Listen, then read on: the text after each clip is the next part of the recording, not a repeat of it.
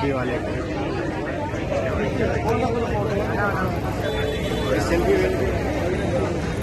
तो मैंने ऐसे यूट्यूब देख रहा था एक बार, तो मुझे गोरखपुर के रहने वाले हैं एक यादव जी, कोई वो स्टैचू बनते हैं जो फिलहाल अभी मुंबई में रहते हैं, तो उनका वीडियो मेरे सामने आया, तो मैंने उनका देखा तो मेरे दिमाग में आया ये करना चाहिए।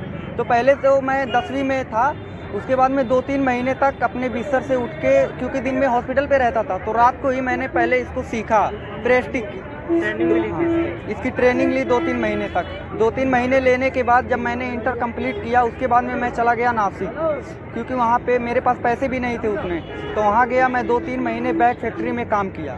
मैं ताजमहल पे, उसके बाद में किले पे और सदर बाज़ार में ऐसे घूम घूम कर जहाँ पे पब्लिक ज़्यादा रहते हैं वहाँ पे करता हूँ। 600-700 मेरा डेली का हो जाता है और प्यार बहुत ज़्यादा मिलता है। सबसे खुशी की बात ये है, पब्लिक का प्यार बहुत मिलता है। पैसा घर भी बेच पाते हैं। हाँ, पैसा घर बेच पाते हैं।